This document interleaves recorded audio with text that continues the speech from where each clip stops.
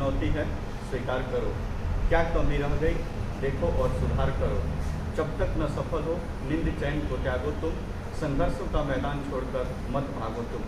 कुछ किए बिना जय जयकार नहीं होती और कोशिश करने वालों की कभी हार नहीं होती, कोशिश करने वालों की कभी हार नहीं होती। Hello and good morning to all of you. स्वागत है आप सभी का लक्ष्य सिविल सर्विसेज गोपालगंज के इस इंटरव्यू प्रोग्राम में। सिविल सर्विस प्रिपरेशन के इस मैराथन दौर में अंतिम रूप से चयनित होने के लिए एक सफल रणनीति तथा उचित मार्गदर्शन की बेहद आवश्यकता होती है। इन्हीं सभी बातों को ध्यान में रखते हुए आज हमारे साथ इन तमाम बिंदुओं पर चर्चा करने के लिए आज हमारे साथ गेस्ट हैं बीपीएससी 64वीं की अंतिम सूची में चयनित 112वीं रैंक हासिल करने वाली श्रीमती सीमा देवी जी, जिनसे हम बातचीत करेंगे, जो DYSP पद पे चयनित हुई हैं। तो सबसे पहले लक्ष्य सिविल सर्विसेज टीम के द्वारा आपको हार्दिक शुभकामनाएं। आज मुख्य रूप से इस कार्यक्रम का विषय बीपीएससी परीक्षा और इसमें इस परीक्षा को क्रैक करने के लिए क्या महत्वपूर्ण एक रणनीति हो सकती है, उस पर विस्तृत रूप से चर्चा की जाएगी। खासतौर से इस इंटरव्यू के माध्यम से हम आपको ये बताने का प्रयास करेंगे कि प्री, मेंस और इंटरव्यू जो 3 चरणों से एग्जाम ये बिकता है, उसके लिए क्या अलग अलग स्ट्रेटजी होनी चाहिए। इसके साथ साथ कोचिंग इंस्टीट्यूट्स और गाइडलाइनर की क्या भूमिका हो सकती है, कुछ इंपॉर्टेंट बुक्स वगैरह को भी हम ध्यान में रखेंगे। तो सबसे पहले हम स्टार्ट करेंगे प्री से, फिर पहुंचेंगे हम मेंस के एग्जाम पे, तत्पश्चात इंटरव्यू के लिए कुछ स्पेशल गाइडेंस भी लेंगे और फिर प्रक्रिया को आगे बढ़ाते जाएंगे। तो सबसे पहले मैम आप ये बताएं कि बीपीएससी के द्वारा जो एग्जाम होता है प्री का, जिसमें सामान्यतः 150 क्वेश्चन पूछे जाते हैं, 150 क्वेश्चन को टैकल करने के लिए अगर कोई स्टूडेंट अपना प्रिपरेशन करता है तो क्या ऐसी रणनीति अपनानी चाहिए? प्रीलिम्स में 150 मार्क्स होते हैं, आपके अलग अलग सेक्टर होते हैं। उसको हम अगर अपनी प्रिपरेशन में डिवाइड करें तो सबसे जो मेन फैक्टर वो इतिहास है। अगर हम भारतीय इतिहास में वो भी स्वतंत्रता संघर्ष अगर कर लेते हैं तो 30 से 40 क्वेश्चन वहाँ से निकल जाते हैं। मेन मैटर है कि आप ठीक कितने करते हैं। नेगेटिव मार्किंग नहीं है, ये ठीक है, लेकिन उसमें भी आपका कॉन्फिडेंस लेवल चेक हो जाता है कि हाँ मैं अगर 100+ करके बैठा हूँ तो यानी मेरा प्रीलिम्स हो जाएगा। तो इतिहास, भारतीय इतिहास करिए, उसमें भी आधुनिक थोड़ा आउट पढ़ लीजिए। उसके बाद बिहार का इतिहास है, जितना भी बिहार से रिलेटेड जितने भी फैक्ट्स हैं उनको ऑथेंटिक बुक से पढ़िए, जिनसे आपको लगे कि हाँ ये आंसर बीपीएससी ने पहले दिया था, इसका ये आंसर, तो उसे टैली करते हुए चलिए। तीसरा फैक्टर है साइंस, आजकल जो बढ़ रहा है। पहले 20 का था, 25 to 40 तक का साइंस आता है। तो उसके लिए अगर आप आर्ट्स स्ट्रीम से हैं या कॉमर्स से हैं, साइंस फील्ड के तो बहुत ईजी क्वेश्चन है वो 10th 12th के बेस पे। अगर आप आर्ट्स और कॉमर्स से हैं तो कोशिश करें कि 1 लाइनर में कर लीजिए, थोड़ा सा नॉलेज NCERT 10th तक की करके। उसके बाद 1 लाइनर स्पीडी आती है या साइंस की ल्यूसेंट आती है, उसको एक बार थ्रू आउट पढ़ जाइए, उसके बाद प्रैक्टिस सेट बनाना। तो 40 मार्क्स आपके साइंस, 30 मार्क्स वहाँ कवर हो जाएंगे। उसके बाद पॉलिटी, ज्योग्राफी और इकोनॉमिक्स, इनकी एक साथ तैयारी करिए। आपको एक पोर्शन इसमें से अगर रिस्क लेना चाहते छोड़ सकते, अगर रिस्क ना लेते साथ तैयार कर लेंगे। तो पॉलिटी के लिए आपके सबसे अच्छी बात है, पॉलिटी में आपके मार्क्स फुल आते हैं और सबसे इंटरेस्टिंग सब्जेक्ट होता है। हम तैयारी शुरू करते हैं, मैं शुरू करती हूँ कभी तो मैं राज्यव्यवस्था उठाती हूँ, आसान लगता है, भारतीय संसद है, सब जानते हैं। तो वहाँ अगर किया जाए तो वहाँ से लगभग 60 मार्क्स आराम से कवर होते हैं। सबसे जो क्रूशियल पॉइंट होता है मैथ्स, साइंस कॉमर्स वाले बच्चे बना लेते हैं, आर्ट्स वाले सोचते हैं ये 10 छोड़ देते हैं, लेकिन 10 छोड़ने का मतलब है हमारा पेपर 150 से 140 आ गया, अब हमारी कट ऑफ 140 से आएगी। तो इसलिए 10 में से कोशिश करिए 5-6 क्वेश्चन बन जाए, तो 150 में से ऑन एन एवरेज आप 100+ करके आइए, तो आपके 95 के आसपास, उससे ज़्यादा कट ऑफ गर्ल्स की तो जाती नहीं कभी, बॉयज़ की 96-97 जाती है। तो प्रीलिम्स में फैक्ट्स पे ज़्यादा ध्यान दीजिए। एक जो बैक ईयर्स क्वेश्चंस हैं, बीपीएससी रिपीट्स इटसेल्फ क्वेश्चंस, तो जो क्वेश्चन पहले बार बार आ चुका है, उसका बीपीएससी की जो आंसर की आई है उसमें जो आंसर है वो आंसर पकड़िए, बुक से मत लीजिए, गाइड से मत लीजिए, प्रैक्टिस करिए बस। प्रीलिम्स का एक ये प्रैक्टिस जितनी होगी उतना अच्छा। बीपीएससी प्री की एक खासियत ये करंट अफेयर्स एक काफ़ी, हाँ वो बहुत इंपॉर्टेंट है कि करंट अफेयर्स भी नॉर्मल करंट अफेयर्स नहीं है, कि ये नहीं है कि हमारे प्रधानमंत्री वहाँ गए, कौन से देश में गए, ये नहीं। आजकल है वहाँ गए तो किस विषय को लेकर हुआ, वहाँ कोई भी सबमिट होती है तो वो देखिए 5 दिन की तैयारी है करंट अफेयर्स। डेली न्यूज़ में कभी उठते बैठ के कुछ न कुछ सुना होगा, उसके बेस क्वेश्चन आते हैं। 30 क्वेश्चन दैट इज़ ग्रीन, 30 अगर आप पाते तो 30 ही आते हैं, क्योंकि वो आसान भी होते हैं अगर आपने पढ़ा है तो उसके लिए डेली एक हैबिट बना लीजिए कि ब्रेकफास्ट आप तभी करें जब न्यूज़पेपर आपका कंप्लीट हो जाए।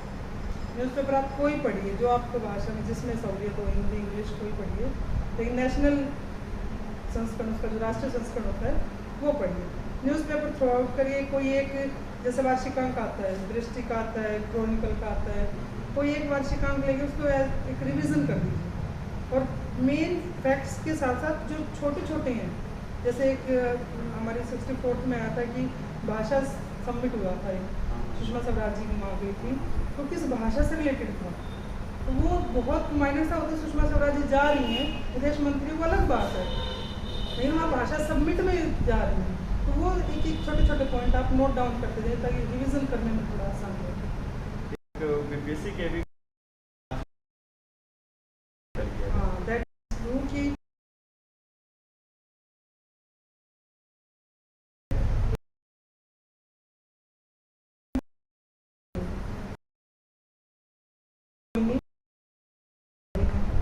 और पहले क्या होता है कि जब हमारी तैयारी कम होती है तो हमें वो पाँचवें ठीक दिखता है, क्योंकि हमें पता नहीं होता ना कि वाले सारे ठीक हैं कि नहीं। तो पहले तो अपनी तैयारी को सॉलिड करिए कि आप ये जान जाए 3-4 में आंसर नहीं है, अगर नहीं है देन 5 बार, और पूरे पेपर का 10% हार्डली ई ऑप्शन मिलेगा। आप इस बार के आंसर की उठाइए, 66 की उठाइए, तो ई ऑप्शन वाले 10 to 12 क्वेश्चन होते हैं, वो 10 to 12 के चक्कर में हम 20 to 25 गलत कर देते हैं। तो उतना प्रेशर दिमाग में मत डाले। यू आर फाइन, मैथ्स में कोई दिक्कत ही नहीं, बहुत हार्डली मैथ्स में निकल जाएंगे। साइंस में वन लाइनर आते हैं, ईजी आते हैं, ई ऑप्शन वाले बहुत कम होते हैं। ऊर्जा का मात्रक क्या है सबको पता है, उसमें है तो ठीक है, वरना तो ई ऑप्शन। ज़्यादा दिक्कत आती है इतिहास और इसमें अर्थव्यवस्था में। अर्थव्यवस्था की जितनी भी स्कीम्स हैं आपकी, चाहे वो राष्ट्रीय हैं चाहे वो बिहार सरकार की है, उसमें ये देख लीजिए कि वो स्कीम किन किन सेक्टर्स को कर रही है, और ज़्यादातर वहाँ ई ऑप्शन होता है। तो अगर कोई स्कीम आप जैसे कुसुम योजना आई थी अपनी, तो वो हैंडपम्प से थी, अगर हैंडपम्प से है तो वो किसानों के उत्थान की तो होगी ना, किसानों की आय को बढ़ाने की होगी, वो तो वो 3-4 पॉइंट दिए जाते हैं तो सभी होंगे, तो वो ई ऑप्शन ऐसे ही टैकल हो सकता है और कोई तरीका नहीं है। तो अभी हम प्री एग्जामिनेशन या प्रीलिम्स के बारे में चर्चा कर रहे थे, अब हम मेंस की रणनीति पे पहुंचेंगे। मैं आपको बता दूं कि बीपीएससी मेंस में टोटल 4 पेपर होते हैं, जिसमें से हिंदी का पेपर क्वालिफाइंग है, उसके पश्चात जो 3 पेपर होते हैं, जीएस पेपर 1, जीएस पेपर 2 और ऑप्शनल का एक सब्जेक्ट का चयन करना होता है, जो आयोग के द्वारा 20-25 सब्जेक्ट का लिस्ट दिया जाता है। तो जीएस पेपर 1 की बात करें तो जीएस पेपर 1 में हिस्ट्री और आर्ट एंड कल्चर का सब्जेक्ट रहता है, और इसके साथ साथ दूसरा सेक्शन इसका करंट अफेयर्स का रहता है, और तीसरा इसका सेक्शन एस्थेटिक्स का है। तो सबसे पहले मैम आप ये बताइए कि आर्ट एंड कल्चर और हिस्ट्री के लिए क्या बेस्ट रणनीति? देखिए, इतिहास भी मेरा विषय भी रहा था पहले, तो लेकिन यहाँ आर्ट एंड कल्चर आता है बिहार के रेफरेंस में। अगर आपसे एक मेन चंपारण आंदोलन पूछा जाता है तो उसको बिहार में इम्पैक्ट पूछा जाएगा। आर्ट एंड कल्चर अगर मौर्य कला पूछी जाए तो उसके जैसे इस बार आज उस पर भी आया, साथ में उसके बिहार में क्या क्या स्थल है, कुछ इससे ऐसा क्वेश्चन आता है। तो मैंने क्या किया था कि 10 से 15 क्वेश्चन मैंने छाट लिए थे। आपको ये बहुत ज़रूरी है कि आप पेपर में कौन सा क्वेश्चन करेंगे, आपको ये पहले पता होना चाहिए कि मैं हिस्ट्री में ये क्वेश्चन करूँगा। ये नहीं कि वहाँ बैठ के हम रूपरेखा बना रहे हैं कि हमें ये कर सकता हूँ, नहीं ये ठीक नहीं लगेगा, ये वाला करिए। तो उतना टाइम नहीं होता है हमारे पास। एक क्वेश्चन को 16 मिनट दी जाती है, 16 मिनट में अगर 3 मिनट सोचने में लगा दिए तो 13 मिनट में आप बच्चों से पीछे हो गए, 3 मिनट वहाँ नुकसान हो गया आपको। तो मैंने क्या किया था कि 10 क्वेश्चन निकाले। हमारे पास टाइम बहुत होता है तैयारी के लिए, लेकिन एग्जामिनेशन हॉल में नहीं होता। तो 15 क्वेश्चन अगर मैं निकालती तो सबकी भूमिका मेरे पास तैयार थी करनी, एज इट इज़ याद की। आर्ट एंड कल्चर आएगा तो मौर्य और पाल पहले बार आ चुका था, मैं कंफर्म थी मौर्य। तो आर्ट एंड कल्चर का कोई भी आएगा तो उसकी भूमिका मेरे पास थी कि आर्ट एंड कल्चर का आपके पहले ये लगा देना, उसके बाद अंदर का एक देना मुझे चर्चा, और उसका निष्कर्ष भी मेरा तैयार था। तो मेरी कॉपी में 15 क्वेश्चन की भूमिका, मेन बॉडी बहुत कम में रखती थी तो मुझे याद रहता था अपना। उसके बाद उसका निष्कर्ष, तो वो 15 क्वेश्चन में से आपको 3 ही तो करनी है, बेस्ट छाटना है आपको। एक क्वेश्चन आर्ट एंड कल्चर में से उठाइए, जरूर करिए उस क्वेश्चन को, क्योंकि वो सबसे ज़्यादा नंबर देता है, पिक्चर आप उसमें सबसे ज़्यादा बना सकते हैं। उसके बाद जितने भी हैं, किसान आंदोलन से आना ही आना है एक तो किसान आंदोलन में चंपारण बहुत अच्छा तैयार किया था, तो लकीर चंपारण आंदोलन आया था, और प्रस्थान बिंदु से आ गया था तो वो बेहतर हो गया मेरे लिए। फिर उधर टिप्पणियाँ भी आ रही हैं आजकल। टिप्पणियाँ ये तो है कि शॉर्ट में मार्क्स बहुत अच्छा आते हैं, लेकिन अगर आपको 2 कन्फर्म आती हो तो टिप्पणी करेंगे। आधे अधूरे नंबर लेने से कोई फ़ायदा नहीं है। 38 में से नंबर मिलते हैं, वहीं 19 में से मिलेंगे।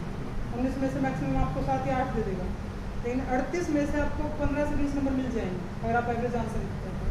तो इतिहास के लिए मेरी ये रणनीति थी कि आप पहले से इतना प्रिपेयर करके बैठिए कि आपको हिस्ट्री के लिए देखना ना पड़े, क्योंकि ये कहते हैं कि dead subject always in good motion, क्योंकि वो उसकी पकड़ होती है आपकी। करंट अफेयर्स पे आप नहीं ढूंढ सकते कौन सा क्वेश्चन आ जाए, लेकिन हिस्ट्री के लिए मैं श्योर थी कि हाँ ठीक जाएगा। इस पेपर का अगला सेक्शन ही है करंट अफेयर्स। इसमें काफ़ी थोड़ा सा अब तो डायनेमिक कर दिया है वर्ल्ड हाँ। इकोनॉमिक वर्ल्ड, इस पे ज़्यादा इंटरनेशनल रिलेशन पे फोकस किया। जैसे पिछले पेपर की बात करें तो इंटरनेशनल रिलेशन से ही ज़्यादा क्वेश्चन पूछा गया था। ट्रेंड तो इंडियन पे ही था, लेकिन अब थोड़ा सा चेंज हुआ। इसको किस हिसाब से?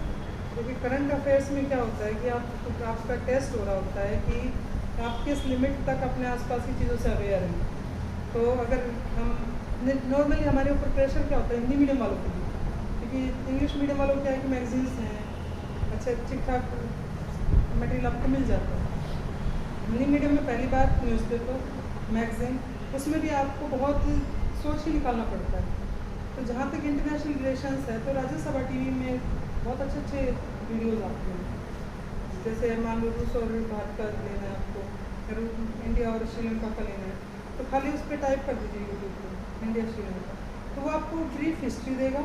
उसके बाद करंट इश्यूज़ जो चल रहे होंगे, आपको कुछ नहीं करना है, ब्रीफ हिस्ट्री थोड़ा सा लिख लो, वो आपकी प्रस्तावना में हो जाएगा जो आपकी भूमिका होती है। उसके बाद जो फैक्टर्स चल रहे हैं उनको खाली पॉइंट वाइज लिख लीजिए। पहले अपना पड़ोस निपटाइए, सबसे पहले कहती है पड़ोसियों को देखना चाहिए, उसके बाद कहीं झाँकना चाहिए। तो पड़ोस में आप पाकिस्तान, अफगानिस्तान ये वाली बेल्ट पूरी करके श्रीलंका होता है।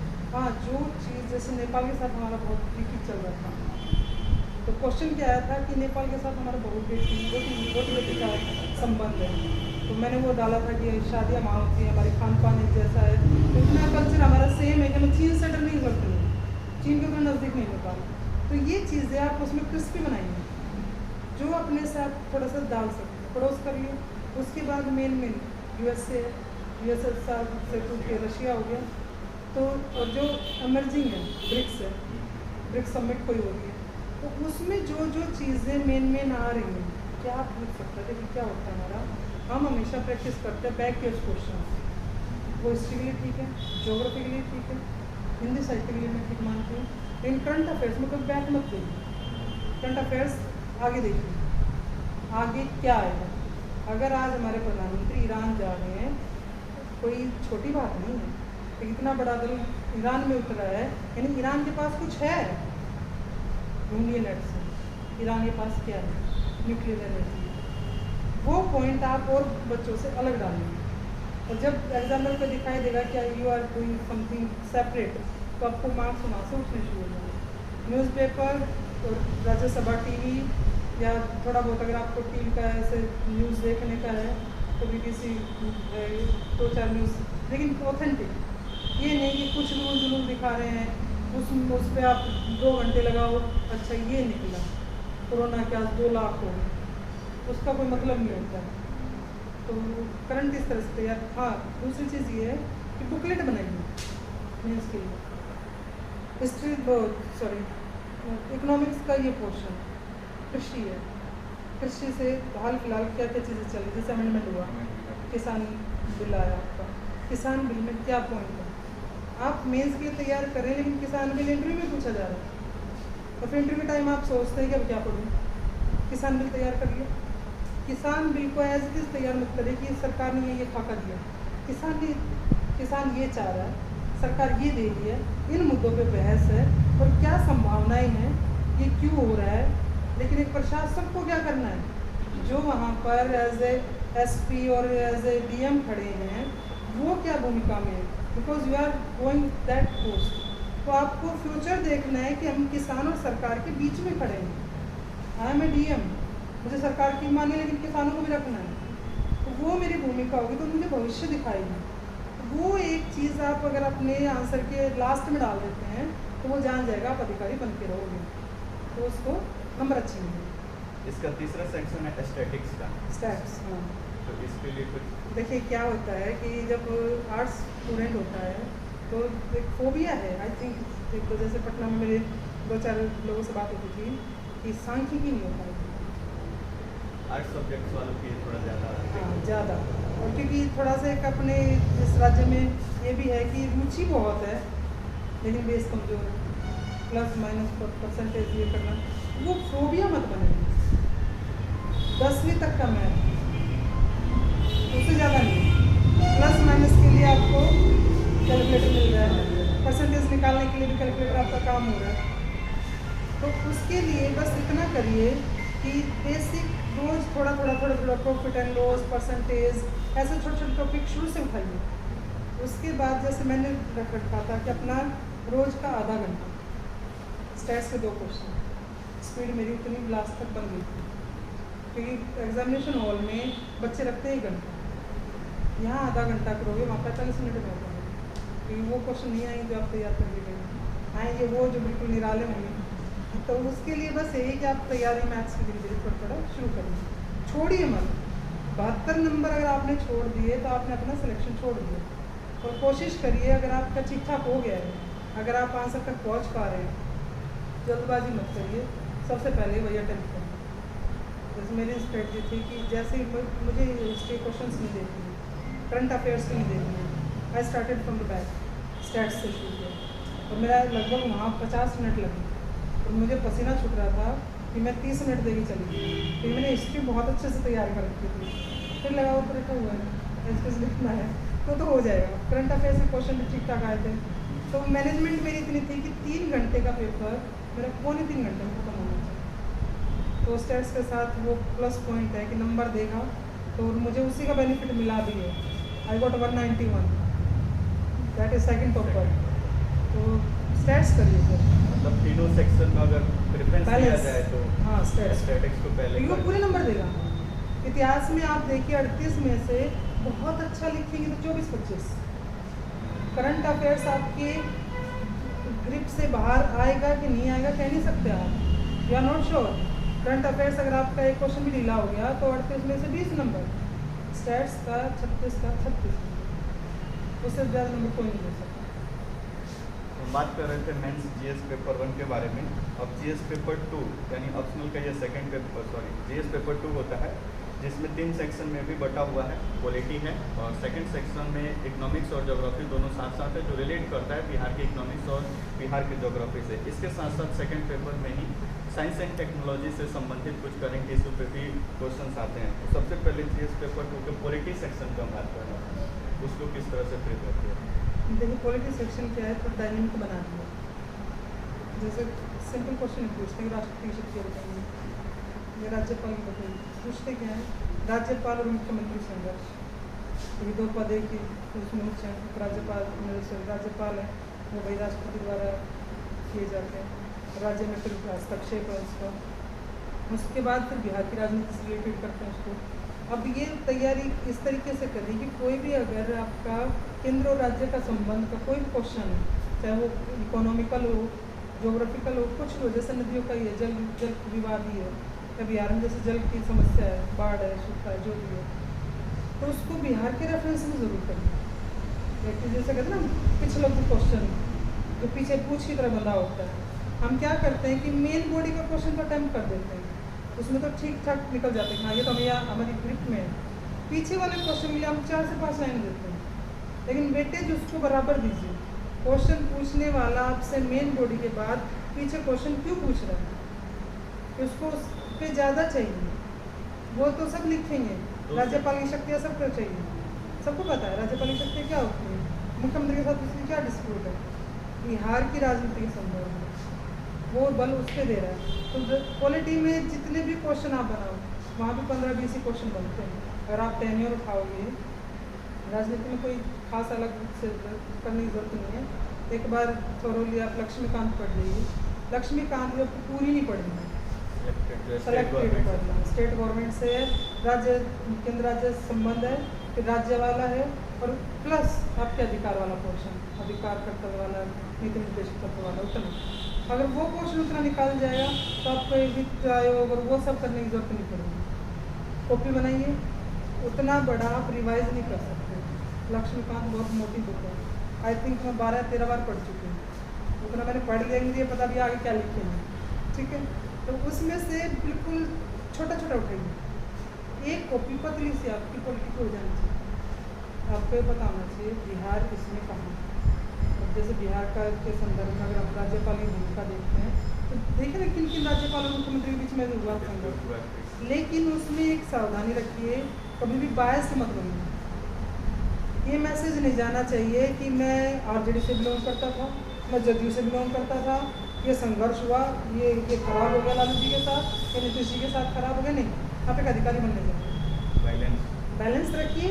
राज्यपाल जी के द्वारा ये स्टैंड लिया गया, राज्य सरकार ये ले रही थी, मामला उच्च न्यायालय तक गया, लास्ट में आपको कोर्ट करना है उच्च न्यायालय ने क्या दिया है या सर्वोच्च न्यायालय ने उस संबंध में क्या बोला है। अगर वो आप कोटेशन डाल देते हैं आपका बैलेंस आउट हो जाएगा। सर बायस होने की कोई इमोशनल होने की जरूरत नहीं है। हाँ सर, मैं कई बार क्या होता है, मैं आ रहा होता है, मैं ये भी लिख दूँ, मैं ये भी लिख दूँ ना, जितना पूछो उतना लिखें। क्वालिटी लक्ष्मीकांत से बात कहीं नहीं आएगी, तो ये हो या मेन दोनों के बहुत। इसके साथ साथ इसका सेकंड पार्ट है पेपर 2 में इकोनॉमिक्स और ज्योग्राफी। ये दो सब्जेक्ट्स काफ़ी लंबे अच्छे खासे कवर करते हैं, लेकिन क्वेश्चन यहाँ से बहुत छोटे हैं। देखिए जो आपको दिखता है बहुत बड़ा है, यानी वो बहुत इजीली टैकल होता है, और छोटा सब्जेक्ट हमेशा बहुत मुश्किल होता है। अर्थव्यवस्था में सिलेक्टेड टॉपिक, बिहार की अर्थव्यवस्था में क्या करें। आपकी सबसे पहले कृषि है, कृषि के सारे एस्पेक्ट का डालें, समस्या कठिनाइयाँ जो भी है, इतिहास, सरकार द्वारा की गई नीतियाँ, आगे सीधी सी बात आप अधिकारी हैं, बाढ़ सूखा उसी में आ जाए, समस्या आई है, ठीक है, चैलेंज है, but you are going to be an officer, आपसे समाधान चाहिए सरकार। आज बाढ़ आ रही है, आप डीएम रखते हो, लोग हाहाकार में डूब रहे हैं, आपके पास फैसिलिटी नहीं है, क्या कर सकते। वो भविष्य में झांकने की जो क्षमता है वो आपके पेपर में टेस्ट होगी। वो आपसे पूछ नहीं रहा है, लेकिन आपको सुझाव देना है। तो आप उसमें जैसे कृषि वाला पोर्शन था मेरा, उसके 10 पेज बनाए थे। पहले बात की कृषि, पिछड़ेपन एक कहानी मत लिखी कि सदियों से चले आ रहे किसान की काम पढ़ोगे, आज कोई किसान नहीं पढ़ेगी। हाँ, टेक्नोलॉजी से थोड़ा सा कनेक्शन नहीं पा रहा, सुविधाओं का अभाव उतना नहीं है। हाँ, तकनीकी नहीं पहुँची, ट्रैक्टर शायद अब किसान के पास है, तो ट्रैक्टर के साथ जो और इंस्ट्रूमेंट्स लगते हैं वो पहुँचने की देर है। सोलर पे आ गई है, सोलर पंप सेट चल रहे हैं, ठीक है। तो जो नई नई चीज़ें आ रही हैं उसको ऐड ऑन करना। उसके बाद कृषि में जो किसानों की मूलभूत समस्या है उसके समाधान अगर एक पीएम कर रहा है, बाढ़ का तो ठीक है, समझ में आता है, बाढ़ उतर भी जाएगी, सूखे का क्या इलाज है? सूखे का इलाज नहीं, बाढ़ 10 दिन 15 दिन 20 दिन बाद उतरेगी ना, सूखे का क्या इलाज है? और एक डीएम अगर 5 साल एक क्षेत्र में काम कर गया और सूखा ही रह गया तो जनता पूछेगी ना क्या करके देगा। तो उसका इलाज जो हो सकता है पॉसिबल, सपना मत दिखाइए, उस नदी को वहाँ से ला देंगे, गंगा को उठा के मध्य प्रदेश में ले जाना उतना आसान बात नहीं, और डीएम के हाथ में, तो असंभव कार्य मत दिखाइए। जो एक डीएम डीएसपी जो कर सकते हैं उसकी एक संभावना जता दीजिए कि ये अगर स्टेप्स लिए जाएंगे बाढ़ रोकने, सिंपल सी बात है, कैसे रुकेगी? नदी चौड़ी कर दीजिए, जितना भी बालू भरा है निकलवाइए, टाइम से पहले निकलवाइए, कचरा नहीं, खाली बालू ये भी आदमी को कचरा भी नहीं है, मैदान खड़ा है नदी के बीच में और नदी गांव में फैल गई। दूसरी बात, पेड़ लगा दीजिए, चारों पेड़ सूखेंगे, बालू जल्दी छोड़ते हैं ना मिट्टी को, कटाव रुकेगा आपका।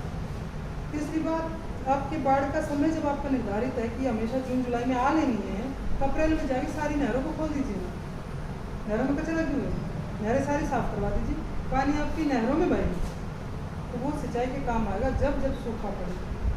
और वो नहरें सारी लिंक्ड है, मैं गोपालगंज में जब चलती हूँ तो मैं देखती हूँ कौन कौन सी नहरें बंद हैं, उतना नज़र आपकी जानी चाहिए। आप गोपालगंज में लगातार रह रहे हैं, लेकिन आपको ये नहीं पता कि कौन सी कनेक्टिविटी का पानी कहाँ निकल जाएगा। तो बस फिर तो ठीक है, तो मुझे ये पता है नहरें सूखी हैं और गाँव डूब रहा है, क्यों? मैनेजमेंट से। वो मैनेजमेंट आप अगर निष्कर्ष में दिखा देंगे कि मैं पॉइंट नंबर 1 नहरें खुलवा दूँगी, बड़ा काम नहीं करना, सेटअप आप कोई नहीं बिठाएंगे। पॉइंट नंबर 2 जितने भी बांध हैं उनकी मरम्मत रहेगी, अचानक से कोई बांध नहीं टूटेगा। स्टेप नंबर 3 केंद्र सरकार नेपाल से बात करे कि भाई नदी का पानी लगभग उतना ही रोका जाए, कोई एक परियोजना बनाई जाए जिससे गाँव ना डूबे। क्योंकि अगर एक गाँव डूब रहा है, एक गाँव नहीं डूब रहा है, कई जिले डूब रहे हैं, लगभग 18 जिलों में बाढ़ आ रही है, तो आपकी करोड़ों की संपत्ति खराब हो रही है। और वो करोड़ों की संपत्ति बचा लेते तो हमारी इनकम बढ़ेगी, इनकम बढ़ेगी तो एक बांध तो बन ही सकता है। एक वो बांध बनाने के लिए सरकार प्रयास करे, खाली झलक दीजिए, हम काम करेंगे। आंसर सब हाँ, एक पॉइंट इसमें रहेगा फिर ज्योग्राफी में कुछ नहीं करना। ज्योग्राफी में कोई बुक मत पढ़िए, क्वेश्चन उठा के देखिए ज्योग्राफी क्या है। जल प्रबंधन, मानसून भी बहुत रेयर, कोई क्वेश्चन नहीं पूछा गया। पिछले 10 साल के क्वेश्चन मुझे लगभग अभी भी याद है, रिसेंट मेंस का नहीं देखा मैंने। तो ज्योग्राफी से आपदा प्रबंधन, जल प्रबंधन मतलब जितने भी रिसोर्सेज हैं आपके उनका यूटिलाइजेशन, बस वो पढ़िए। ज्योग्राफी में ये मत पढ़िए कि जल तंत्र बताइए, कहीं नहीं पूछा गया, नदी तंत्र कहीं नहीं पूछा जा रहा है आपका, जलवायु परिवर्तन पूछा जा रहा है, वो साइंस टेक में पूछा जा रहा है। क्योंकि जलवायु परिवर्तन हो रहा है, उसके वैज्ञानिक सुझाव, वैज्ञानिक तौर पर हम क्या कर सकते हैं, वो साइंस टेक का पोर्शन हो जा रहा है। तो ज्योग्राफी की टेंशन बिल्कुल मत लो। हाँ, एक जनसंख्या से रिलेटेड क्वेश्चन आ रहा है, तो जनसांख्यिकीय जो बदलाव आ रहा है कि हमारे देश में सबसे ज़्यादा युवा है आजकल, अगर चीन के बाद हम देखें तो हमारी पॉपुलेशन सबसे ज़्यादा युवा है। तो उसमें मानव को संसाधन बनाना है, मानव जन्म सब लेते हैं, संसाधन बनाना है, तो उस 3-4 टॉपिक पर काम करिए, बस आएगा, डेफिनेटली आएगा। 4 में से 3 ही करेंगे उस क्वेश्चन, एक छोड़ने के लिए नहीं। इसका तीसरा सेक्शन साइंस एंड टेक्नोलॉजी है। साइंस टेक के लिए मैंने कोई बुक नहीं पढ़ी, हालांकि कहते देखो कोई भी सुनता है तो ये लगता है कि बन जाते तो कह देते हैं कि कोई नहीं पढ़ी थी तो फिर वो कैसे गए, बिना पढ़े ही होता तो फिर पढ़ेंगे। लेकिन पिछले जितने भी आंसर्स होते हैं, क्वेश्चन जिस टाइप के आ रहे होते हैं, साइंस में क्या बदलाव होता है। देखिए, बाढ़ नॉर्मली जुलाई के आखिर में आती है, अभी ये जून चल रहा है, जून में बाढ़ आ रही है, यानी जलवायु परिवर्तन हो रहा है। मानसून पहले है, गर्मी आगे पीछे है, कोई फल ऐसे बिना मौसम के चल रहा है। सर्दियाँ आपकी बहुत ज़्यादा आ रही हैं, बहुत ज़्यादा ठंड आती है, 15 दिन आती है, उसके बाद ठंडी नहीं। इसका मतलब आपका सारा पैटर्न बदल रहा है। ग्लेशियर है वो डुबाए जा रहे, समुद्र का है, यानी आपका सारा इकोलॉजिकल सिस्टम है। साइंस टेक वही पूछ रहे हैं। दूसरी चीज़ जो हमारा क्वेश्चन आया था, जैसे कचरा प्रबंधन, ऐसी ऐसी समस्या जो रोज़ देखते हैं, बाहर निकलिए कूड़ा मिलेगा सड़क पे, तो काम आदमी नहीं सोचता था इसका क्या करें। लेकिन एक अधिकारी को पता होना चाहिए मेरे शहर में इतना कूड़ा, ये कहाँ जाएगा। क्वेश्चन पूछा गया था, इसको कैसे टैकल करेंगे। पहली बात तो कचरा कितने तरह का है, डिफ्रेंशिएट करना, घर का है, अस्पताल का है, किस तरह का है। फिर मोबाइल है, सबके हाथ में मोबाइल है, एक पुराना हो दूसरा ले लीजिए, दिखता नहीं हम कितना कचरा बना रहे हैं। इलेक्ट्रॉनिक जो कचरा उसका निपटान नहीं है। लेकिन अगर देखा जाए, मैंने कहीं एक लाइन पढ़ी थी कि अगर हम सिर्फ मोबाइल में एक सोने का तार डलता है चिप में, उसके खाली वो सोने का तार निकाल लें तो हम करोड़ों रुपये उसमें बचा सकते हैं, बाकी सारा रिसाइकिल हो। इसका मतलब हमारी नीति ऐसी हो कि जितनी भी चीज़ें आएँ रिसाइकिल हो गई।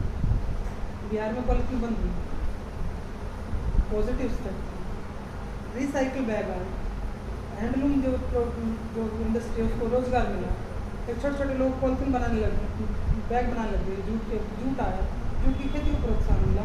इसका मतलब ये चीज़ आप एक ऐसे होल देख रहे हैं।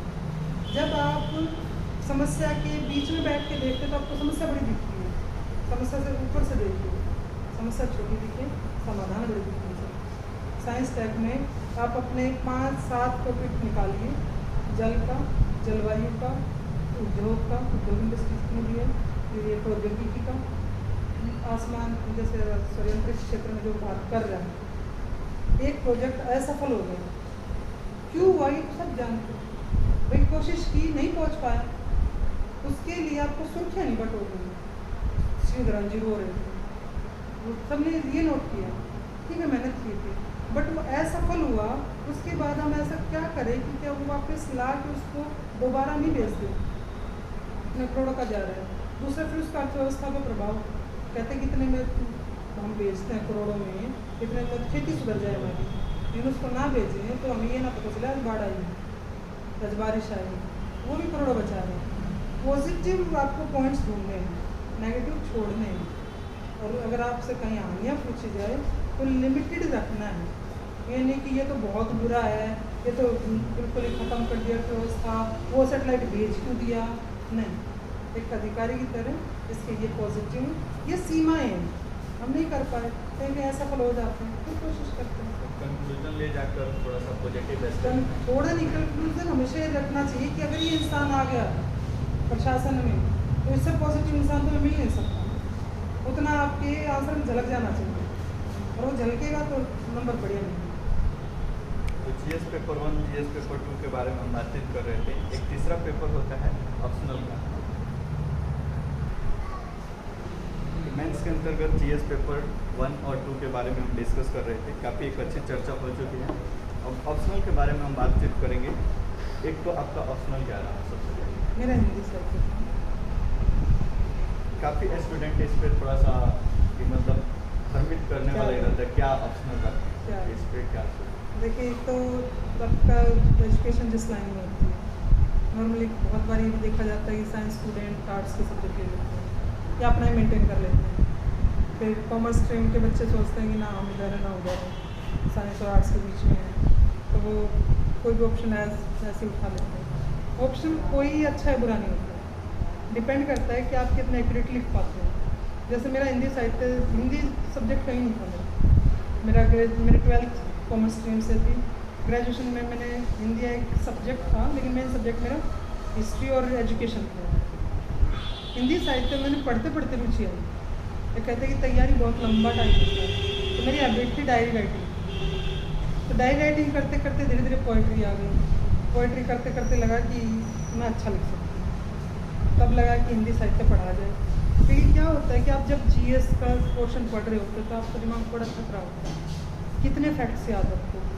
तो ऐसे में कुछ एक गोदान जैसा नॉवल पढ़ लिया जाए या कोई ऐसी कविता पढ़ ली जाए जो आपको मोटिवेशन दे अंधेरे में, कुछ भी ऐसा जो आपके मन को, आपके दिमाग को झंझोर दे, हाँ ये कुछ पढ़ा गया अच्छा लगा।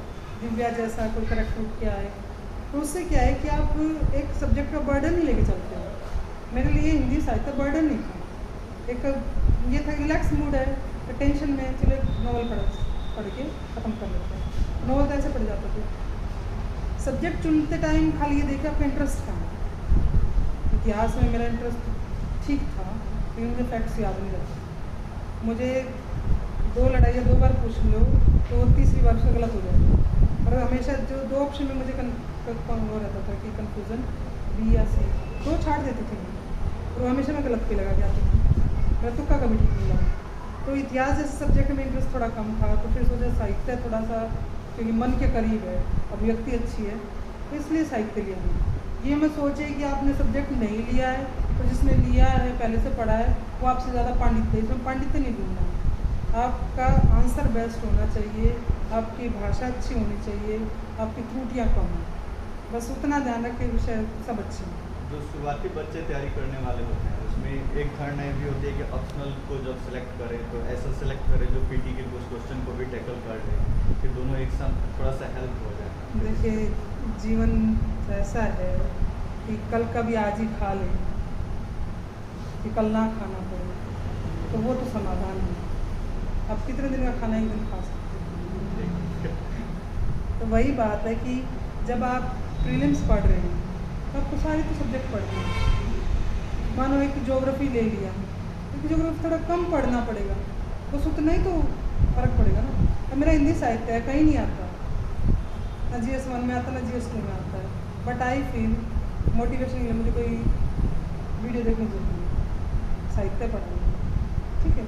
या फिर जो एक प्रशासक की जो भावनाएं होती है वो पैदा करने के लिए मुझे कहीं जाने की जरूरत नहीं है। एक किसान की समस्या करने के लिए मुझे गोदान का और ही बहुत, तो उसके लिए ये मत देखिए GS में कितना है, जीएस तो पढ़ना ही है, सबको बराबर ही पढ़ना है, 150 क्वेश्चन करने हैं, तो वो नहीं, आपका इंटरेस्ट है गो थ्रू। इसमें छोटा बड़ा का भी क्या ऑप्शनल, कोई छोटा हाँ। होता है कोई बड़ा, बिहार में खासकर पॉकेट बहुत LSW बहुत छोटा है। बहुत चर्चा में रहता है इस पे। देखिए जब 60 से 62 का रिजल्ट आया तो LSW बोले डूब गए, सिलेक्शन ही नहीं आया, नंबर बहुत कम है। क्या होता है कि कोई भी ऑप्शनल जब आप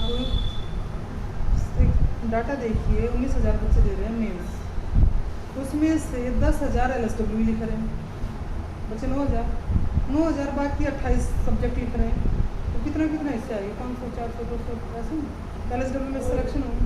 लेकिन LSW छोटा है, इस वजह से अंकदायी कैसे हो सकता है? 10,000 बच्चे एक ही क्वेश्चन लिख रहे हैं, वो ज़्यादा इम्पोर्टेंट है या 100 बच्चे एक क्वेश्चन लिख रहे हैं? तो भीड़ में चलने से कुछ नहीं होगा। अब मैं LSW उठा लूँ और मुझे लेबर में लॉ में कुछ मज़ा ही ना आए, मेरे नेचर में ही नहीं है, तो मैं वो श्रमिकों के अधिनियम याद कैसे करूँगी? वो मत देखिए छोटा है बड़ा, इंटरेस्ट है, बड़ी चीज़ें निकलती हैं। ऑप्शनल के लिए इंटरेस्ट सबसे मायने अब रखता है। बताइए मैथ्स में 280 मार्क्स उठे हैं, अब आपको मैथ्स कहें आप मैथ्स पढ़िए इस बार, अगली बार मैथ्स में मार्क्स ही नहीं आएंगे, फिर वापस आप इतिहास पे आओगे अपने को। जो लिया है उसी को अच्छे से करो, कोई दिक्कत नहीं। ये मेंस का पेपर अभी हम डिस्कस कर रहे थे, ये 3 पेपर जीएस पेपर 1, 2 और ऑप्शनल का। एक हिंदी क्वालिफाइंग होता है जिसमें 30% मार्क्स लाना होता है, वो कोई इतना बड़ा इशू नहीं होता है, खासकर बिहार के स्टूडेंट के लिए। इस दूसरे चरण यानी मेंस के एग्जाम को आप पास करते हैं तो आप 3rd चरण में पहुंचते हैं, जहाँ पे इंटरव्यू होती है। 120 नंबर का इंटरव्यू होता है। तो सबसे पहले मैम आपको अपने इंटरव्यू के बारे में बताया, कुछ क्वेश्चंस अगर याद आ रहे हैं, क्योंकि ये भी एक धारणा है कि क्वेश्चंस बहुत विशाल बड़े क्वेश्चन पूछे जाते हैं, दिमाग को घुमा देने वाले, नहीं, तो इस बारे में कुछ देखिए आपसे क्या पूछा जाए, करंट क्या चल रहा है आपके आसपास। कई बार कोई भी होता है जिस रास्ते से आप आए हैं उसको कौन सा ऑफिस था, ये भी इंटरव्यू के क्वेश्चन हो सकता है। क्योंकि आप क्या होता है तनाव में किताब पढ़ रहे होते हैं, बोर्ड ये जानना चाह रहा है कितने तनाव में, कितने अवेयर हो, वहाँ से निकले थे। अच्छा साड़ी पहन ली है, कौन सा टेक्सचर की, कहाँ की बनी हुई है, सिल्क बोल दिया, सिल्क कितने तरह का होता है, उसमें ये कौन सा सिल्क है, इस पर जो ये पेंटिंग है ये कौन से तरह की।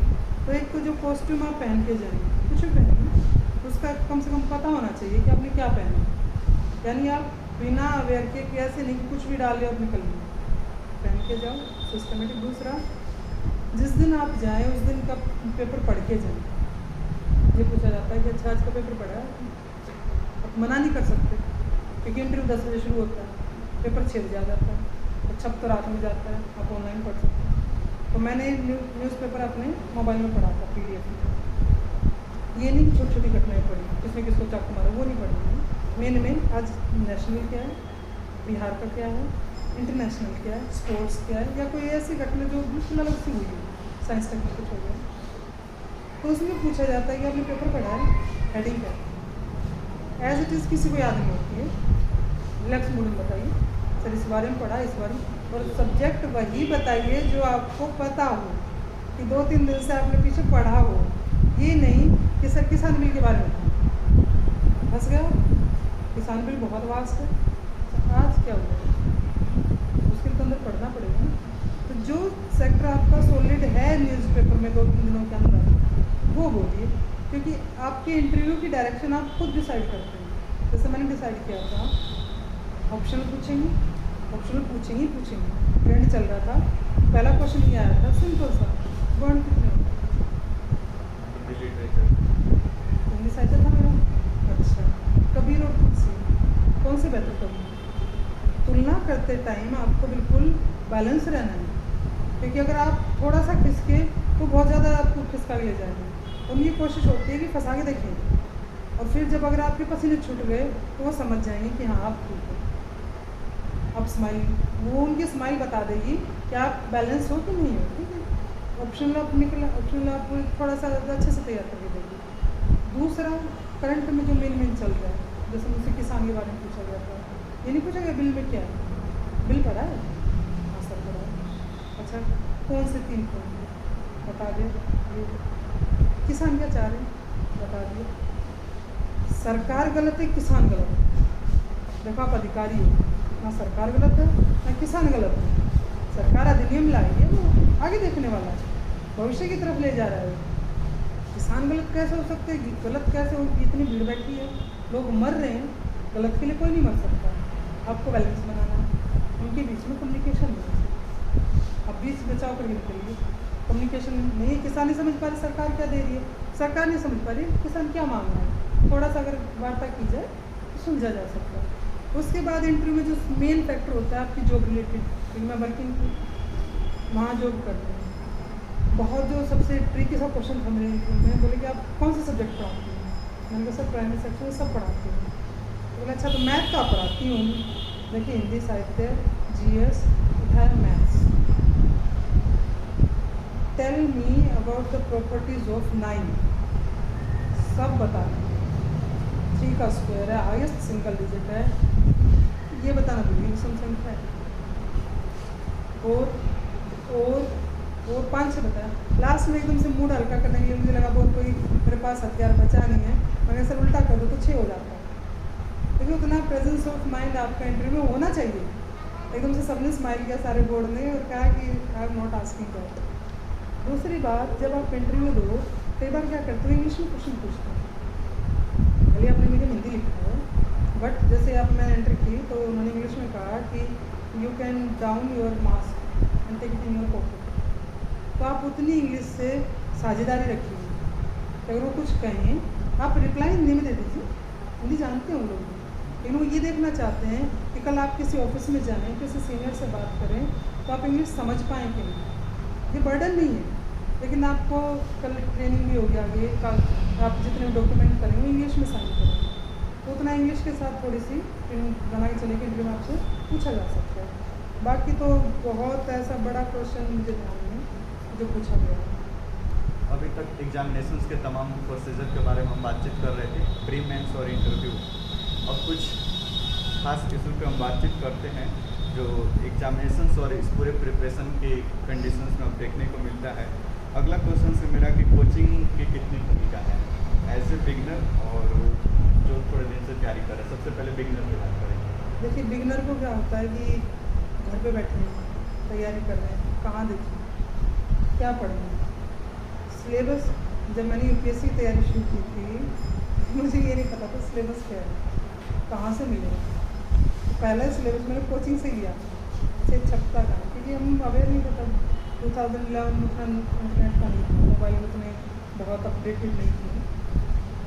तो कोचिंग एक डायरेक्शन ये डिसाइड कर सकते हैं कि अगर आप बिल्कुल अननोन है, बिगनर हो तो अननोन है तो आपको एक होता है कि आप हर चीज़ बना के सीखें। देखिए खाना आप बना के सीखते हैं, 2-3 बार चलाएंगे, कभी नमक ज़्यादा हो, कभी मिर्च ज़्यादा हो, कभी बिल्कुल नहीं होगा, तो वो टेस्ट आपको ही करना पड़ेगा। उसके चलते 2-3 अटैम्प्ट खराब हो जाता है। खाने का साथ ऐसे ही सिस्टम है, तो कोचिंग के साथ भी ऐसे ही है। अगर आप खुद से पढ़ते हैं, तैयारी करिए, एक अटैम्प्ट दे के देखिए, अटैम्प्ट खत्म हो गया, नहीं दूसरा। कोचिंग क्या है कि आपको थोड़ा सा ट्रेन कर देते हैं कि, क्योंकि वो भी एक्सपीरियंस होल्डर होते हैं, कभी ना कभी उन्होंने तैयारी की होती है। एक असफल आदमी सफल होने के तरीके बता सकता है, बहुत बेहतर तरीके से जानता है कि मैं असफल हुआ हूँ तो ये कारण है। अगर इंस्टीट्यूट ठीक है, टीचर के साथ आपका कम्युनिकेशन ठीक है, तो कोचिंग बिगिनर के लिए ठीक है। हाँ, अगर आप 2-3 अटैम्प्ट दे चुके हैं तो आप खुद कोचिंग चलाने लायक हो जाते हैं, शायद इतना एक्सपीरियंस आपको हो जाता है कि आप पेपर में बैठ सकें। तो बाकी चीज़ों को और तैयारी को लेकर इस बार जैसे रिजल्ट आया था, इसमें शुरुआत के कुछ मतलब इंग्लिश माध्यम का बोल बना रहा, तो थोड़ा सा कन्फ्यूजन इस बार ये भी बढ़ गया है कि माध्यम को लेकर, तो इस पर थोड़ा सा एक छोटी सी बात बताइए। देखिए शायद पहले 100 रैंक में हिंदी वाला शायद कोई नहीं, शायद अगर मैंने ठीक इंटरप्रेट किया है तो 96 रैंक शायद पहला है हिंदी मीडियम में जो थी, उसके बाद IIM 112, ठीक है। और ज़्यादातर इंजीनियर बैकग्राउंड से हैं, मैथमेटिक्स है, केमिस्ट्री है, ये सब्जेक्ट्स हैं। GS में सबके एवरेज मार्क्स हैं, GS के उतना। अगर मीडियम हो तो GS में नंबर ऊपर नीचे आए। इंग्लिश मीडियम वालों की किसी के भी GS 1 में 200 क्रॉस क्यों नहीं, GS 2 में 200 क्रॉस क्यों नहीं, GS 2 में शायद 170 भी बहुत कम ने क्रॉस किए, क्योंकि एक एवरेज स्केलिंग की गई है उसमें क्वेश्चन क्वेश्चन पे डिस्प्यूट था। अगर मीडियम मायने रखता तो जीएस में रखता, ऑप्शनल में क्यों रख रहा है? और अगर ऑप्शनल में भी रखता तो मेरे हिंदी साहित्य में 175 कैसे हैं? हिंदी में नंबर नहीं मिलते, हिंदी में 130 120 मिल के रह जाते। मीडियम क्या है कि देखिए, गाय कह लो या काव को देगी तो दूध। बस ये है कि आप कितना बढ़िया लिखते हैं, आपकी अभिव्यक्ति स्ट्रॉन्ग होनी चाहिए। ये नहीं कि आप एक लेमैन की तरह लिख दीजिए। आप एक इंग्लिश मीडियम का क्वेश्चन उठा के देखिए, आंसर उठा के देखिए, किसी भी टॉपर का ही उठाइए आप, और एक हिंदी माध्यमिक टॉपर का उठाइए, 99% आई एम श्योर हिंदी वाले को ज़्यादा नंबर मिलेगा। जीएस का उठाइए, ऑप्शन का नहीं करती। मैथ्स का और हिंदी का कोई मेल नहीं है, दोनों को कैसे मिला के पढ़ेंगे? मैथ्स में पूरे मार्क्स उठते हैं, हिंदी साहित्य में नहीं उठते हैं, बहुत अलग बात है। अगर आपको माध्यम का कन्फ्यूज़न है तो जीएस में मेरी मार्कशीट उठा लीजिए और किसी इंग्लिश मीडियम के टॉपर उठा लीजिए। मैं बताता हूँ, रैंक 1 है जिनके, उनके पेपर 1 में 176 है शायद, 172 है शायद, मेरे 191 है, ठीक है। सेकेंड पेपर में उनके 146 है, मेरे 142 है। कहाँ है मतलब? आप लिख के आओगे कौन नंबर मिलेंगे? हाँ, ये है कि कुछ भी लिख दिए नहीं, स्टैंडर्ड मेंटेन रखिए। एक अधिकारी, अब संविधान, आप संविधान की भाषा हिंदी में पढ़िए, बिल्कुल लगता है ऑथेंटिक। संविधान का अगर रियल आप संविधान पढ़ते हैं तो आपको समझ में आता है कि कहाँ कहाँ फॉर्म में आने चाहिए और बिल्कुल छोटे में कैसे लिखा जाना चाहिए। तो आप अपनी भाषा सुधारिए। अब ये नहीं कि आप पूरा इंग्लिश मीडियम में ट्रांसलेट करने लगे। अब तो आपने हिंदी में पढ़ाई की है, उसे पूरा ट्रांसलेट करने में 10 साल लगेंगे, अगले 10 साल आप अटेम्प्ट दोगे, ओवरेज हो जाओगे, लाइफ से तो शायद डिसअपॉइंटेड हो जाओगे। मीडियम मत बदलिए, उसे में बढ़िया करिए।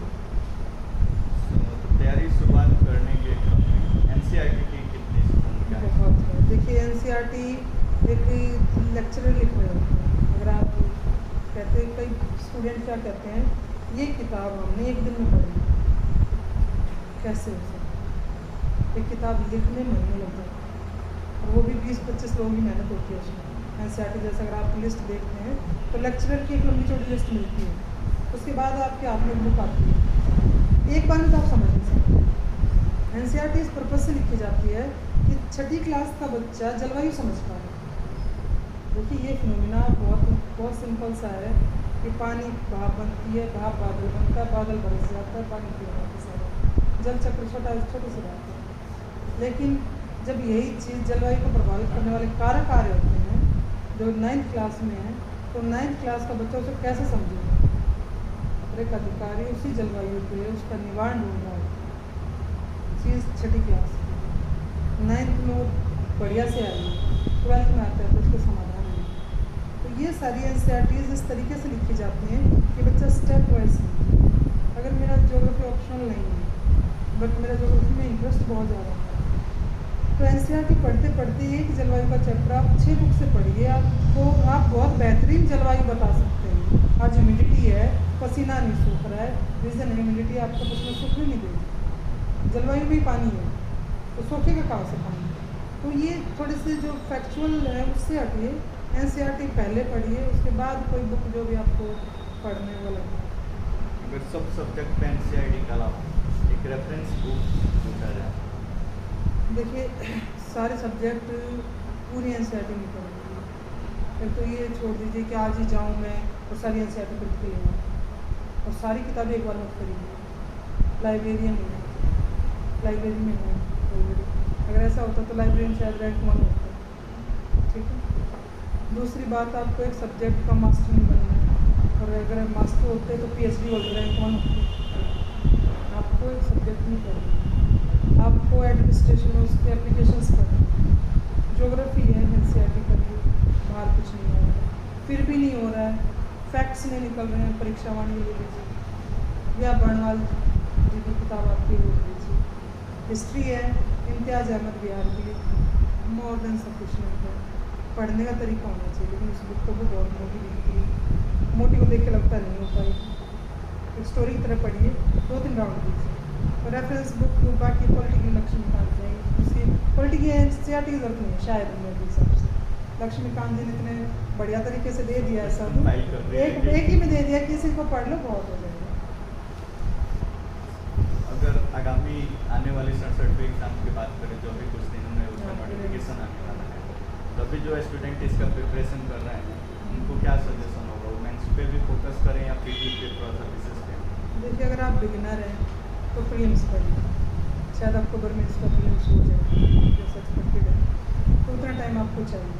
क्योंकि प्रीलिम्स का मतलब ये नहीं कि आप सिर्फ फैक्चुअल उठा के पढ़ रहे हैं, आप पूरा पढ़ के फैक्ट्स निकालेंगे, तो पढ़ना तो पूरा ही पड़ेगा ना। अगर आप पहले ऑलरेडी दे चुके हैं 2-3 बार, मेंस कर चुके हैं, लिख चुके हैं, तो पहले मेंस के क्वेश्चंस लिखते रहिए। मेंस में 2 महीने रह जाएँ फिर खाली प्रैक्टिस सेट बनाइए, आपको पढ़ने की इतनी जरूरत नहीं पड़ेगी, तो प्रैक्टिस सेट हो जाएगी। बिहार में खासकर जो छोटे लेवल पे या छोटे टाउन से जो बच्चे तैयारी करते हैं उनमें एक बड़ी दुविधा होती है कि मेंस की राइटिंग किस प्रकार से किया जाए और उसका मतलब असेसमेंट मतलब चेक भी किस प्रकार से किया जाए और किस तरह से एक मतलब पता लगे कि हमने थोड़ा सा एक लेवल का कोर्स किया इस सब के लिए। देखिए, आप रेस्टोरेंट में जाते हैं खाना खाने, घर पे माँ खाना बनाती है, जाते हैं खाना खा के आपको पता चल जाता है अच्छा है। रेस्टोरेंट में एक निवाला जाते पता चल जाता है खाना कैसा है, आंसर आपकी एक झलक में पता चल जाएगा। अगर आपको अच्छा लग गया, ये मत करिए कि दूसरा चेक करे तो ही पता चले, पहली जजमेंट आपकी है। अब मुझे अच्छा नहीं लग रहा, बहुत कोशिश करके देख ली, उससे बेहतर हो नहीं पा रहा, तब अपने फ्रेंड्स में दिखाइए, कोचिंग जा रहे हैं कोचिंग में दिखाइए। लेकिन हमारा क्या होता है, हमें चेक कराने की उत्सुकता होती है, सर देखिए आंसर देखिए, सर के पास टाइम नहीं होता है, 150-200 बच्चों को किसका चेक करें, चेक करके दे दिया। अगर उनके कमेंट्स हैं हम उन पे काम नहीं करते, फीडबैक पे कभी नहीं जाते। प्रीलिम्स में हम मॉक दे रहे होते हैं, मॉक टेस्ट जैसे हम दे रहे थे, सर नंबर नहीं उठे, 90 से ऊपर आ ही नहीं रहा, हम ये तनाव में तो है 90 से ऊपर नहीं आ रहा, क्यों नहीं आ रहा वो नहीं जांच रहे, बार बार किस सेगमेंट के क्वेश्चन गलत है, उस सेगमेंट पे काम करिए। प्रीलिम्स का तो ये, मेंस का है कि अगर आपके एवरेज आंसर आ रहे हैं इसका मतलब अभी आपकी तैयारी नहीं है, अभी आप जल्दबाजी में लिखो, अप्रोच नहीं आ रही, वहीं दूसरे का आंसर देख के आप रहा हुआ क्या लिखोगे, बहुत बार होता है कई बार, तो वो उसकी प्रैक्टिस का नतीजा है। लिखते रहिए, चेक कराते रहिए, उसके फीडबैक पे काम करिए। सबसे इम्पोर्टेंट होता है आपका फीडबैक। टीचर ने लिखा है कि त्रुटियाँ हैं, होती हैं इतनी तो सबकी होती हैं, अगर ये एटीट्यूड है तो आपकी त्रुटियाँ नहीं सुधर सकती। पहले अपनी त्रुटियाँ ढूंढिए कितनी है, त्रुटियाँ सुधारिए। उसके बाद अगर ये लिख दिया कि भाषा ठीक नहीं है, इसका मतलब आपको दोबारा एनसीईआरटी पढ़नी है, भाषा एनसीईआरटी से उठानी है। देखिए, बहुत स्ट्रिक्टली एक मैं मैसेज देना चाहती हूँ कि अगर भाषा पे आपको काम करना है तो एनसीईआरटी की भाषा लीजिए, और जब आप बोलने लगेंगे, क्योंकि जैसे मैं विकास सर के पास पढ़ती थी ये सर पे, तो उनकी भाषा में कहीं भी कई बार ये होता था कि इंग्लिश का एक भी शब्द नहीं आता था और धारा प्रवाह उतना ही था, तो लगता था कि एक किताब से ही बोल रहे। तो पढ़ाते पढ़ाते इतनी प्रैक्टिस हो जाती है उनकी, तो आपकी पढ़ते पढ़ते इतनी आ जाए कि आपके एनसीईआरटी की भाषा आपके आंसर में जलती है। एक प्रशासनिक अधिकारी की भाषा, आप कोई अगर ऐसे लेमैन की उसमें होता तो आपके जितने भी लॉ की किताबें हैं, संविधान है, ये आम भाषा में नहीं लिख दिया जाता, जाओ तुम्हें अधिकार दे दे कहीं भी घूम लो। लेकिन क्या कहा है, संचरण का अधिकार। संचरण शब्द क्या, घूमने के तरीके, कैसे भी घूम सकते हो। वैचारिक अभिव्यक्ति, अभिव्यक्ति क्यों, मौखिक क्यों नहीं कहते कि कुछ भी जाके बक मंडलो या कुछ भी बोल लो, ऐसे क्यों लिख सकते थे, तो आम आदमी समझ में आ जाए अधिकार है बोलने का। लेकिन उसमें क्या था कि अभिव्यक्ति शाब्दिक भी हो सकता है, वाचिक भी हो सकता है, शारीरिक कोई भी तरीका भी हो सकता है, या खाली घूमना भी हो सकता है, अभिव्यक्ति में कुछ भी आ सकता है। इसका मतलब वो शब्द बिल्कुल एग्जैक्ट है, तो प्रशासनिक शब्द थे, तब आपकी भाषा धीरे धीरे निखार आएगा, आप अपने आंसर पर काम करोगे।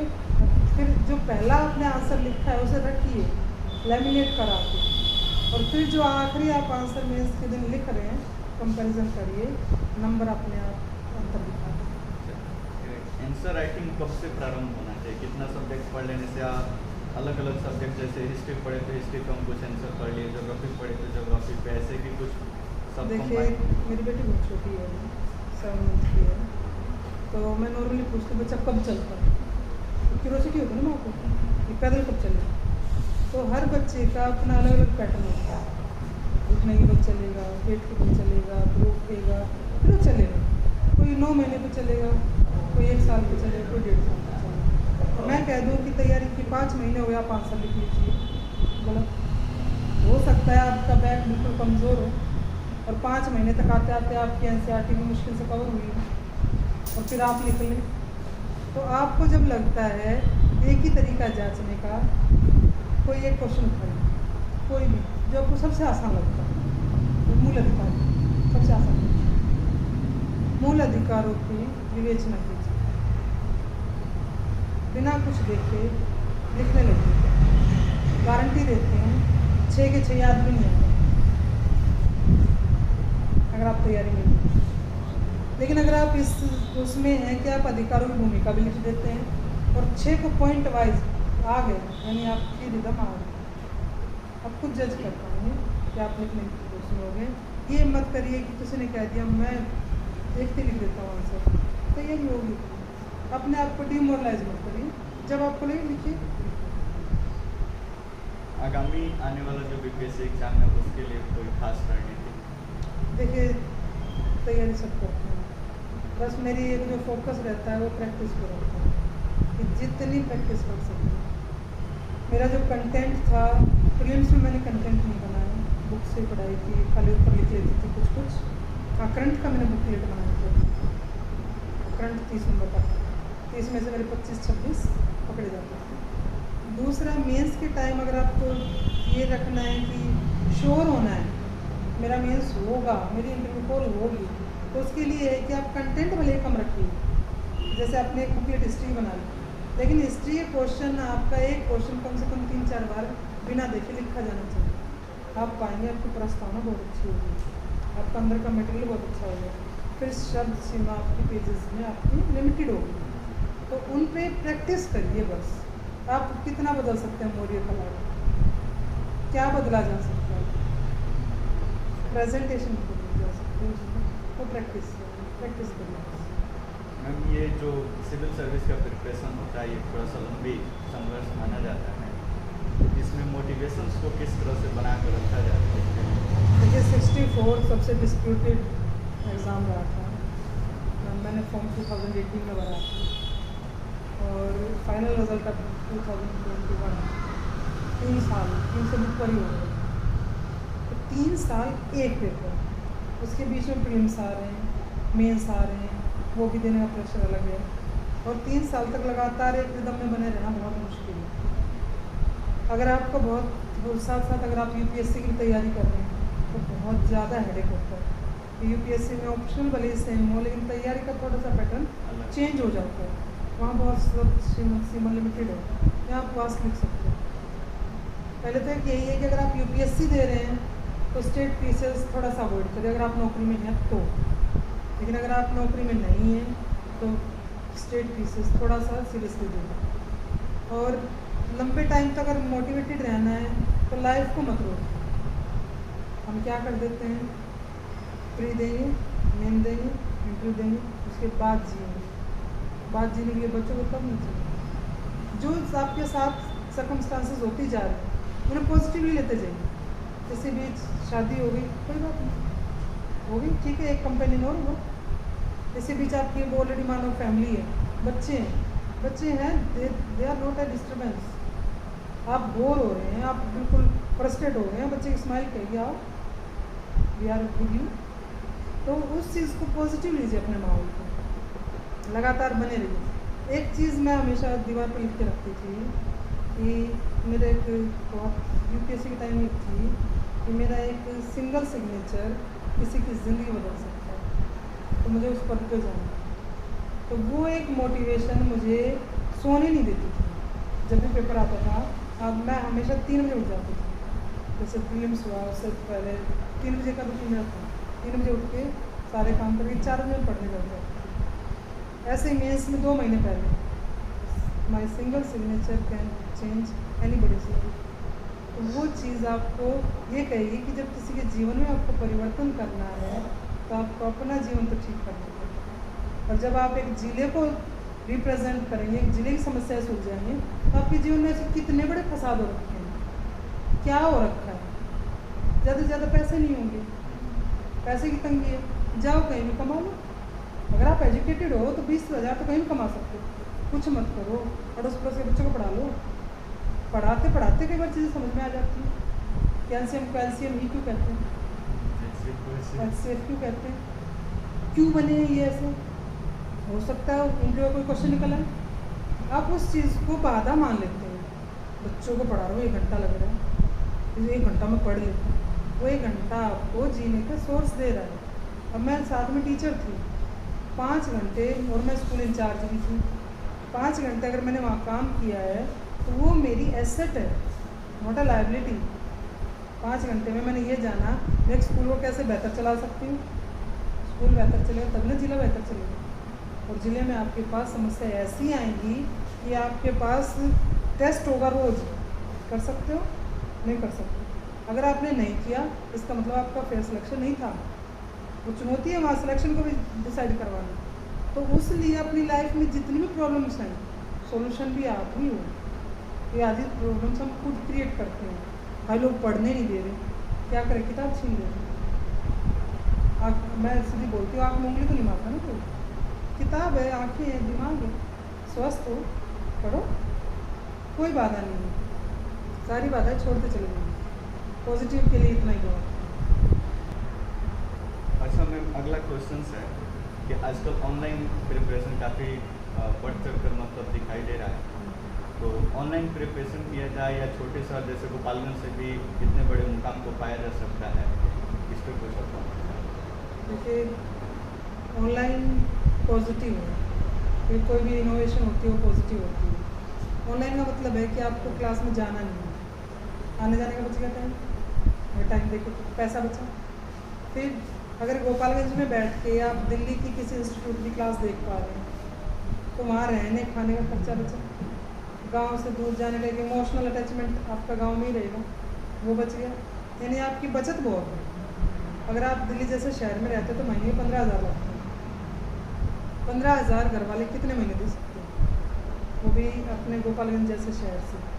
गांव से शहर तो फिर भी शायद कोई दे दें, गांव से 5 महीने साल निकाला जा सकता है, तैयारी में 5 साल भी लग सकते हैं। तो अगर आपको ऑनलाइन ठीक समझ में आ रहा है बहुत अच्छी बात है, कोई एक कोर्स ले लो और ऑनलाइन सेव हो जाता है, तो आप उसको रिपीट कर सकते हैं।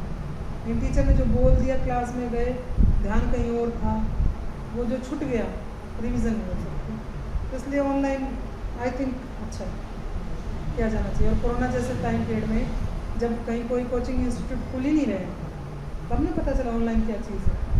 और इसी चीज़ को जैसे क्वेश्चन आया था उसमें मैंने डाला था कि अगर हम गाँव के बच्चों में टीचर ना दें, खाली एक प्रोजेक्टर दे दें और पटना से कोई टीचर पढ़ा रहा और वो दियरा जैसे क्षेत्र में अगर वो देख ले तो बच्चा आधा एजुकेटेड तो नहीं हो जाए। कम संसाधन है, एक टीचर की सैलरी जितनी उतने हम प्रोजेक्ट आ जाते हैं और प्रोजेक्टर लगा दें तो वो पटना के टीचर का फ़ायदा उठा रहे हैं। तो वो टेक्नोलॉजी हमेशा देखिए वेलकम करना चाहिए उसका, तो बहुत अच्छा है। क्या आने वाले दिनों में इसका रिप्लेस ऑफलाइन की जगह पर ऑनलाइन? नहीं, देखिए आप रोटी के बदले ब्रेड सारी ज़िंदगी नहीं खा सकते, रोटी खानी ही पड़ेगी। अगर ऐसा हो जाएगा तो एक टीचर और स्टूडेंट का जो एक एनवायरनमेंट है, स्कूल का रिप्लेसमेंट नहीं है। एक होता है आपातकालीन सेवा, ये आपातकालीन है कि भाई ज़रूरी नहीं है ना कि सारे बच्चे इतने मजबूर हैं कि नहीं पहुंच पा रहे हैं, बहुत कैपेबल हैं, जा सकते हैं। फिर अगर आप यही चीज़ मेरा इंटरव्यू ऑनलाइन कर रहे होते तो आप उतना मुझसे आत्मीयता तो से नहीं मिल पाते ना।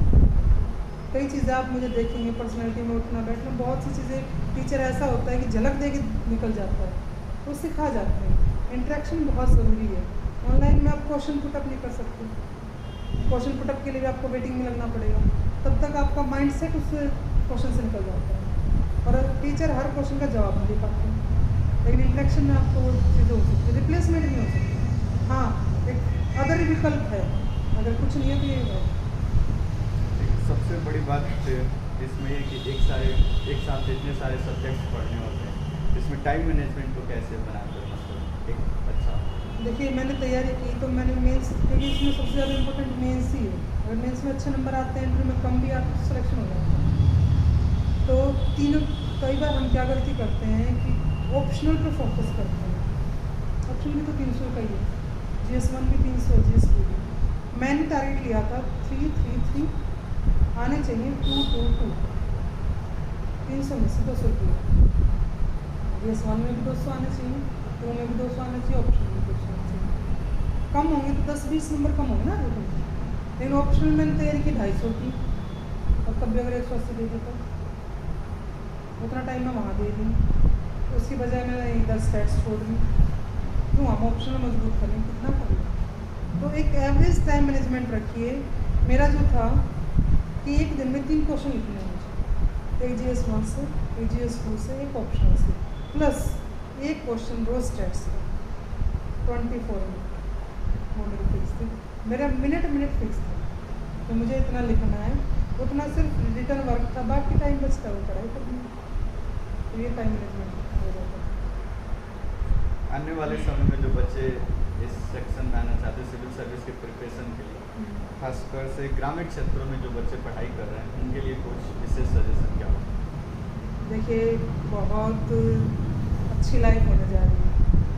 एक सपना अगर आप किसी अधिकारी को देखते हैं तो देखिए सुंदरता मायने नहीं रखती है, उसका पद उसका गौरव बढ़ाता है। एक सेलेक्टेड जो होता है उसको देख के गर्व महसूस होता है। इसी गोपालगंज में मैं शायद सैकड़ों बार आके गई, सैकड़ों बार, 6-7 साल में तो बहुत बार आता ससुराल, कोई नहीं देखता। आपने भी नहीं पूछा था कभी, ठीक है। लेकिन आज आए हैं तो आज लोग पूछ रहे हैं कि बेटा आ सकते हो, आई एम ट्राइंग कि मैं आज जगह पहुँचूँ। तो अगर आप में ये है तो थोड़ा सा हट के कुछ करें, तो थोड़ा सा संघर्ष ज़्यादा करें और उससे तो बेहतर करना पड़ेगा। गांव में हो थोड़ी सी कठिनाइयाँ ज़्यादा होंगी, टाइम ज़्यादा लग जाएगा, लेकिन अगर सपना संजो लिया है कि माँ बाप का, परिवार का, एक गांव का, अब जो मेरा गांव है वो किसी ने नहीं सुना, लेकिन न्यूज़ चैनल में चल रहा है दियरा का सिमराई गाँव। तो अगर आपको एक पहचान अपने से किसी जगह को दिलवानी है तो संघर्ष उतना करना पड़ेगा। निकल चुके हैं, हारिए मत, लगे रहिए, आज नहीं कल नहीं परसों टाइम आपका भी हो जाए। अच्छा मैम, जैसे आप गोपालगंज से भी ताल्लुक़ रखती हैं, तो हाल फिलहाल में गोपालगंज में भी सिविल सर्विस के प्रिपरेशन के लिए बहुत सारे कोचिंग उभर रहे हैं, इन पे आपका क्या है? देखिए, जैसे मैं गोपालगंज से निकली हूँ, बहुत से ऐसे स्टूडेंट हैं जो सफल नहीं हुए, जैसे CPSC की तैयारी कर रहे हैं और वो अपने नॉलेज अगर यहाँ पर दे रहे हैं, आके अपने क्षेत्र में वापस आ रहे हैं, तो उनका वेलकम किया जाना चाहिए। अब आप इंस्टीट्यूट चला रहे हैं, आपने एक नॉलेज गेन कर रखी है, दिल्ली में पढ़ के आए या कहीं से भी आप पढ़ाई की आपने, तब आगे आप अध्यापन कर पा रहे हैं। तो अगर ऐसे इंस्टीट्यूट उठ रहे हैं, आपका लक्ष्य इंस्टीट्यूट है, ऐसे बहुत से इंस्टीट्यूट अगर आगे आ रहे हैं तो शायद बिगिनर के लिए बहुत सहायता हो जाएगी, क्योंकि कहीं दूर जाने की ज़रूरत नहीं है। उनको अपने आसपास अपने भैया दीदी सब जो भी कोचिंग चलाने की कोशिश कर रहे हैं, वो भी तो एक प्रयास है ना कि हमने जो गेन कर लिया है हम उसको आगे डिस्ट्रीब्यूट करें। अब अगर मैं अपना ये कहूँ कि मैं गोपालगंज की हूँ और मैं जाके दिल्ली में पढ़ा हूँ, तो मैं वहाँ ज्ञान क्यों दूँ? वहाँ तो बहुत है, मेरे ही अपने अध्यापक हैं, लेकिन अगर मेरे थ्रू किसी को आगे नॉलेज मिले, गोपालगंज की वासियों को या बच्चों को कुछ ऐसा मैं कर पाऊँ, अगर मेरी कोशिश रहेगी, अगर ऑनलाइन के बाद, अगर ऑनलाइन तो खैर मेरे पॉसिबल नहीं है अभी कि मैं ऑनलाइन कोई क्लास लूँ, लेकिन अगर इंस्टीट्यूट्स खुलते हैं तो शायद मैं आपकी कोचिंग में एक आध कोई क्लास मैं ले सकती हूँ, उसके लिए आप कर सकती हूँ। वेलकम है, तो मोस्ट वेलकम है हमारी कोचिंग में आपको। तो जैसे आपको अभी आपने सुना है, तो जैसे ही कोचिंग ओपन होगा, खासकर सिविल सर्विस प्रिपरेशन के लिए जो स्पेशल बैच चल रहा था BPSC के लिए, उस बैच में जरूर मैम के द्वारा क्लास लिया जाएगा और 1-2 सब्जेक्ट्स पे आंसर राइटिंग पे, इन तमाम चीज़ों पे काफ़ी अच्छी खासी डिस्कशन की जाएगी। इसके साथ साथ मैम कोचिंग के माध्यम से भी सोचा गया है कि कोविड के चलते बहुत सारे बच्चों के पेरेंट्स का डेथ हो गया है, उनके लिए हम लोगों ने प्लान रखा है कि कम से कम उनकी इकोनॉमिक कंडीशन ठीक नहीं होगा, तो उनके लिए हम लोग मुफ्त में, मतलब उनके लिए बिना फी के शिक्षा की व्यवस्था करने की प्लानिंग कर रहे हैं। देखिए, ये दिल्ली सरकार की एक योजना है कि जिन स्टूडेंट्स के पेरेंट्स एक्सपायर हो गए हैं उनको फ्री ऑफ कॉस्ट एजुकेशन दी जाए। अगर आप खुद सेल्फ मोटिवेटेड होकर स्टेप ले रहे हैं तो भाई मैं बहुत वेलकम करूँगी। अगर देखिए, दुर्घटना वही जानता है जो सहता है, जिसने खोया वो जानता है क्या खो दिया। वो भी पेरेंट्स को खोना, इकोनॉमिकली वीकर वैसे ही बन जाते हैं। एक बच्चा पढ़ेगा कि कमाएगा। अगर आपके थ्रू 1-2 सिलेक्शन भी ऐसे निकल जाते हैं तो आप इस बात को पुण्य में जोड़ लीजिए अपने, कि पैसे सब कमाते हैं, पुण्य कोई कोई कमाता है। तो मैं बहुत उसका तारीफ़ करूँगी आपकी कि आप इतना अच्छा सोच पा रहे हैं।